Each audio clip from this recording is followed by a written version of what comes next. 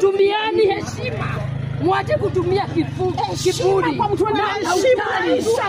Ukitaka kuniheshimu kama wacha nikuambie. Sasa ni mnyama. Kama Peter Kiai ni mnyama, hata wewe ni mnyama. Na unisikie. Nyamaza nikuambie. Tunajua jamaa unaendana. Hakuna sababu amesiona ukiwa na uchungu na unakwenda na wanawake. Hiyo ni kawaida. Amerep watu. Kwa hiyo tofauti. Nataka nikuambie. Ngoja hebu tulia kwanza. Au ndio amekuja kwa sawa. Hapana. Sema tu uongee vizuri.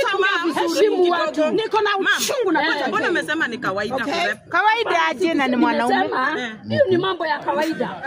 Sisemi ni bishop, lakini ni kitu imezoewa.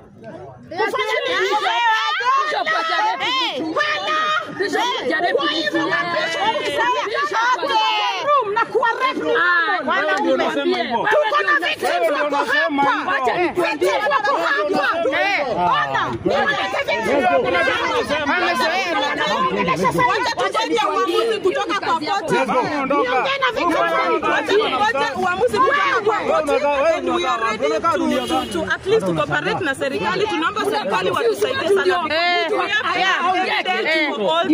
Kwa video, lakini wacheni niwaambie vile Mungu anaishi milele. Waambie the matter is the court of law. Wewe mimi nasema hivi, this matter is the court of law. They be left to the court and the judge. We don't mind the evidence they have. It must be inconsistent to what we want to hear in court of law. Iwe ni kitu tofauti na ile tunataka kusikia mahakamani. So they don't come here waanze kututisha hapa ati ni wafuasi. Sisi ni wafuasi and we can not go to the bishop. Because the way we know him is they are telling us the opposite of how we know the bishop. Kwa sababu ya lazima tuseme utapiga mtu, atapiga mtu mateke. No way. Mimi siwezi tulia. The rubbish in Nairobi should not brought here in the court. Koti iko mahakamani, waachie mahakama ifanye kesi. Ako kotini kwa nini? Wacha tungoje.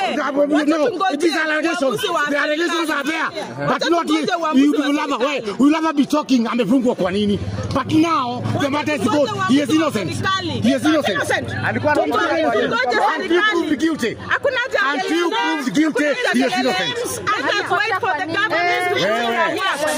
Wacha tuwete mazaito ya tuwete mamini marogo ya magari. That is easy for me. Me I drive. Unaona ile gari inaendeshaga? Mwambie ni gani hiyo? Ya mbunge. I'll put the title there watoke.